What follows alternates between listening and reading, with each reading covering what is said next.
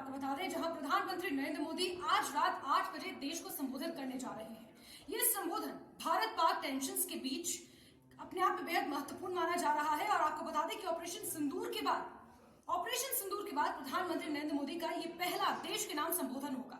इससे पहले जो मैसेज आते रहे हैं, जिसमें पाकिस्तान को ये चेतावनी या फिर ऑपरेशन सिंदूर को लेकर हमारी सेनाओं का मनोबल बढ़ाना, इसके अलावा जो कुछ भी अभी तक हुआ है 22 अप्रैल 2025 को जिस तरह से पहलगाम के बैतरन घाटी में मासूम लोगों को मौत के घाट उतार दिया गया था, उसके बाद भारत ने जो इंतकाम लिया, ठीक 14 दिन बाद जिस तरह से ऑपरेशन सिंदूर को अंजाम दिया गया, इतनी पिन पॉइंट प्रिसीजन के साथ अमेरिका के 6 एयरबेसेस को तबाह किया गया, ड्रोन के जरिए जो हमले करने की कोशिश पाकिस्तान कर रहा था उसे नाकाम किया गया, सेना को फ्री हैंड देना, रक्षा मंत्री राजनाथ सिंह के साथ लगातार जो बैठकें हो रही थी, एनएसए अजीत डोभाल के नेतृत्व में ऑपरेशन सिंदूर को अंजाम दिया गया। इन सब के पीछे सिर्फ और सिर्फ एक शख्स मजबूती के साथ खड़ा था और वो था प्रधानमंत्री नरेंद्र मोदी।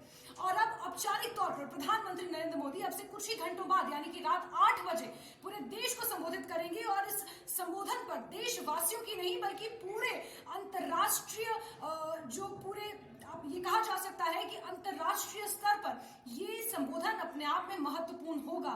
किस तरह से प्रधानमंत्री नरेंद्र मोदी का भरोसा हमारी सेना पर, प्रधानमंत्री नरेंद्र मोदी की जो वैश्विक नीति, प्रधानमंत्री नरेंद्र मोदी की जो वैश्विक छवि है, ये कहीं ना कहीं उसी का नतीजा है कि भारत आज अपने पैरों पर मजबूती से खड़ा है, आज अपने डिसीजंस खुद ले रहा है, अपनी लड़ाई खुद लड़ रहा है। प्रधानमंत्री नरेंद्र मोदी ने यह भी स्पष्ट कर दिया था, हालांकि सीज फायर को लेकर प्रधानमंत्री का कोई औपचारिक बयान नहीं आया था, लेकिन प्रधानमंत्री ने यह स्पष्ट कर दिया था कि हमें किसी की मध्यस्थता की जरूरत नहीं है, यहां तक कि सीज फायर को लेकर अमेरिका की मध्यस्थता की भी जरूरत नहीं है। प्रधानमंत्री ने यह स्पष्ट कर दिया है। और अब ऐसे समय में प्रधानमंत्री नरेंद्र मोदी का यह संबोधन अपने आप में बेहद महत्वपूर्ण है।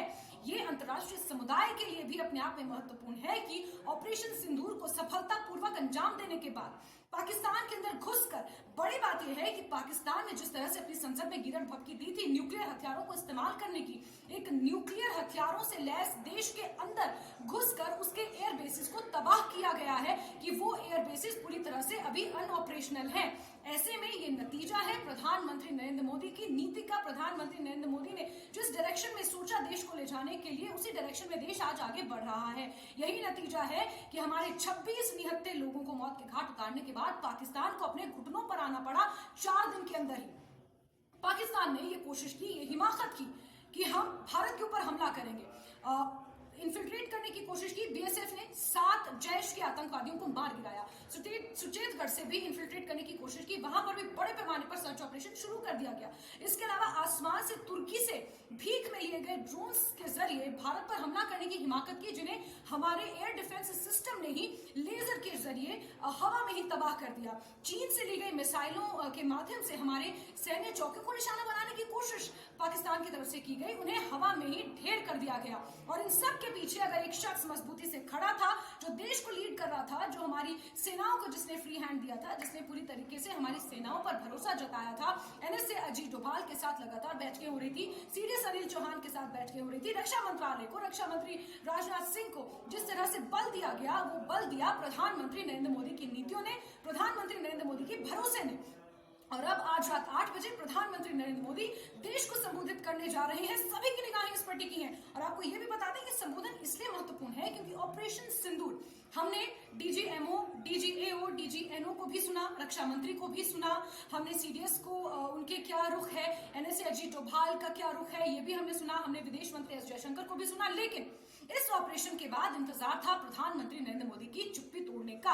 और जिस तरह से अमेरिका ने भूमिका अदा की, सब ये इंतजार कर रहे थे कि शायद प्रधानमंत्री नरेंद्र मोदी की तरफ से कोई प्रतिक्रिया आएगी, लेकिन कहते हैं ना, silence is better than anything. प्रधानमंत्री ने अभी तक चुप्पी साधे रखी, लेकिन अब इस पूरे मसले पर ऑपरेशन सिंदूर से लेकर अब तक जो कुछ हुआ, उम्मीद ये की जा रही है कि प्रधानमंत्री नरेंद्र मोदी किस दिशा में हमारा देश आगे बढ़ रहा है और किस चीज के साथ, किस विजन के साथ हमारा देश आगे बढ़ रहा है, इसको लेकर बात करेंगे। ऑपरेशन सिंदूर के बाद प्रधानमंत्री नरेंद्र मोदी का अपने आप में ये पहला संबोधन होगा जिस पर सभी की निगाहें टिकी हुई है। आज रात 8 बजे प्रधानमंत्री नरेंद्र मोदी पूरे देश को संबोधित करेंगे, देश के नाम संदेश देंगे, जो हर कोई इंतजार कर रहा है कि प्रधानमंत्री अपने संबोधन में क्या कुछ कहते हैं, किस तरह से ऑपरेशन सिंदूर के बाद जो भारत और पाकिस्तान के बीच एक अंडरस्टैंडिंग सीज फायर को लेकर बनती नजर आ रही है। अब से कुछ ही देर बाद डीजीएमओ स्तर की बातचीत होनी है पाकिस्तान के साथ। क्या इस बात को भी प्रधानमंत्री नरेंद्र मोदी स्पष्ट करेंगे? और साफ शब्दों में आपको बता दें कि भारत ने